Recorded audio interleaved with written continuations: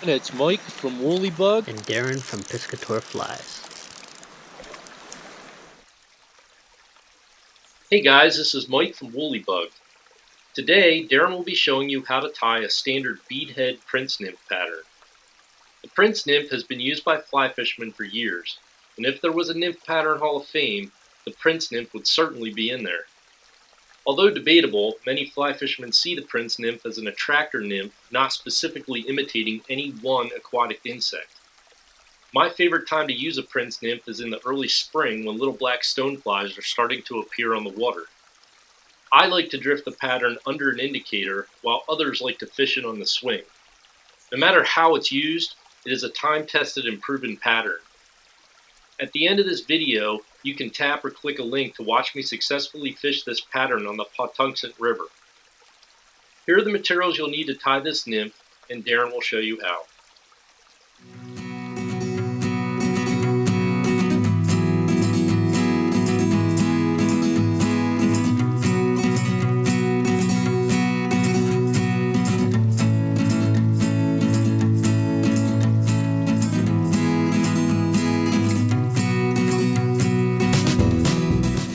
Thanks, Mike.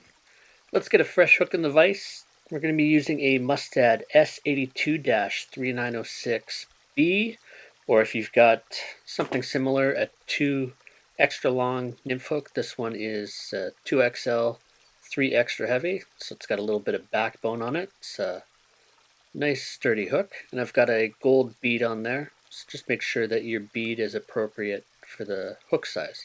So this one is a 1/8 bead on a size 12. I'm going to be using a little bit of 020 lead or lead-free wire. So we're just going to put on somewhere between 6 and 10 wraps of lead.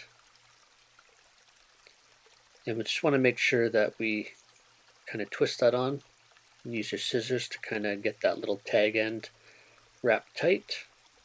Same on the other end, or your fingernail works well. Just push up that lead in behind the bead. So for thread, we're going to be using an A.70 denier rusty brown UTC. And we'll just start the thread on just behind the lead wraps. And we'll just kind of help to push that lead and secure it. Put a few wraps through there.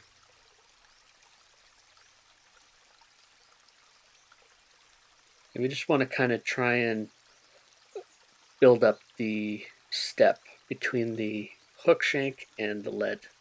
So we're going to be working on that as we go along. So the first thing we're going to tie on are a couple goose biots. So we're going to use 2 on the back in a brown color. We'll just snip those off. And if you look at the biots, they have a definite curve. And what we want to do is kind of make it so that they splay away from each other. And once we've done that, we can kind of measure them up. We want to get the tips fairly even. Then we'll measure it roughly about 3/4 of the hook shank length. And then I just slip those on either side of the hook shank, and using a pinch wrap, just tie those down. A couple wraps just to secure them, and then before they get too tight, I'm just going to go ahead and check those. Now those will splay a little bit more as I tie them down towards the back.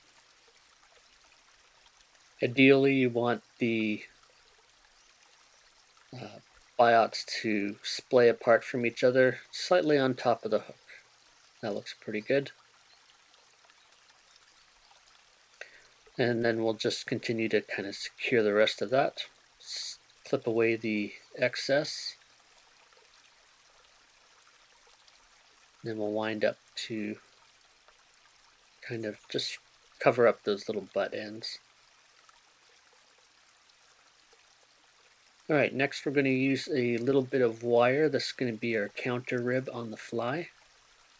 And for this we're going to be using some UTC ultra wire in brassy size.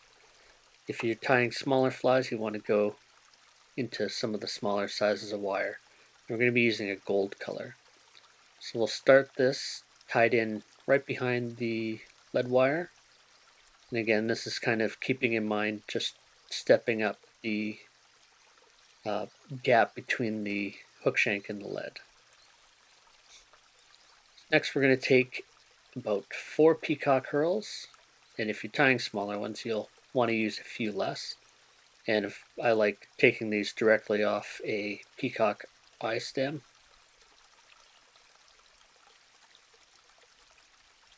And we'll just gather those, and then we're going to flip them around, and we're just going to cut off the very tips of those just because they're very fragile.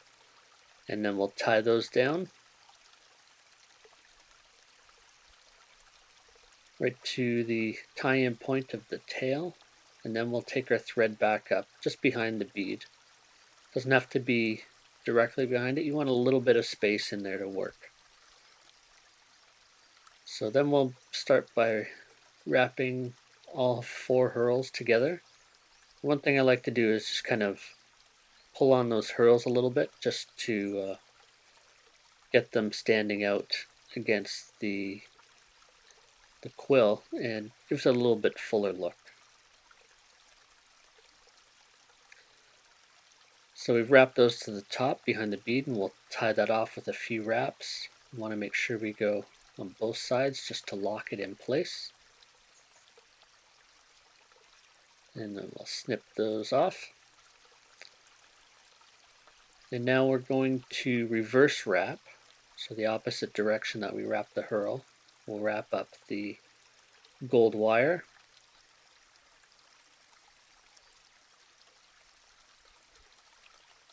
And again, we'll tie this off, making sure that we've got thread on both sides a couple times. And then we'll pull that up with a little bit of tension and helicopter it off.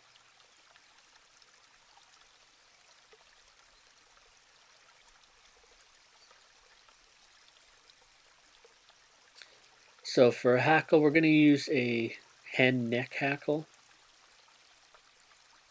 And you just want to make sure it's sized appropriately. And we stroke the fibers back, and I tie these in by the tip. And then we fold the tip back and tie it down as well, and then we'll clip off the tip. Then we're going to take a couple wraps. You don't want too much. Use your scissors to kind of help fold that feather and pull both sides back as you wrap it. That'll give your fly a nice hackle that lays down over the body.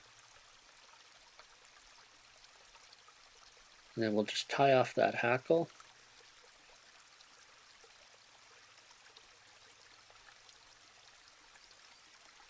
And we'll clip the butt end. Just add a couple wraps to clean up the tag there a little bit.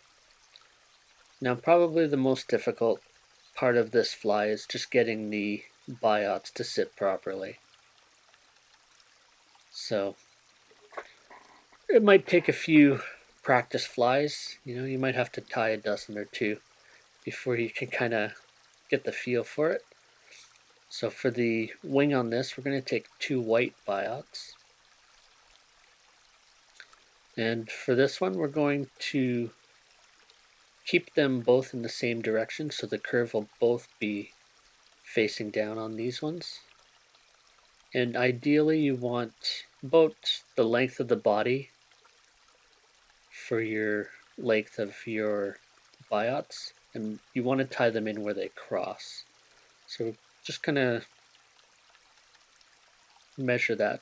So basically you want them to splay like an open pair of scissors, and you want to tie it in right where the biots cross. So once you've got that in place, go ahead and add a couple wraps of thread. You might have to adjust these. I've got mine a little bit on the side here, so I'll just twist them up.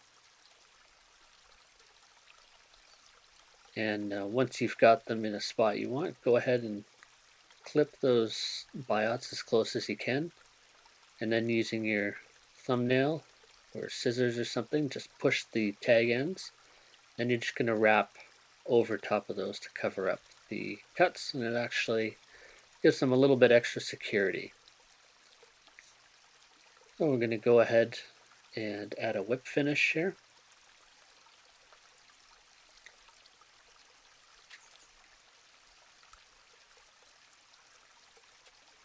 And we'll add a second whip finish just for a little bit of extra durability on the fly. Now trim the thread. Now you can just simply cement the head and you're good to go. But we're going to actually put on a layer of Solarez Bone Dry, and that'll just kind of give it one extra layer of protection. Just because you've got those exposed thread wraps there, it's always a good idea to put a little bit of UV resin there if you've got some handy. And we'll just zap that for a couple seconds. You want to make sure that you rotate that just to make sure that all the resin gets cured all the way around the fly. And there you go, there's your gold Beadhead Prince Nymph.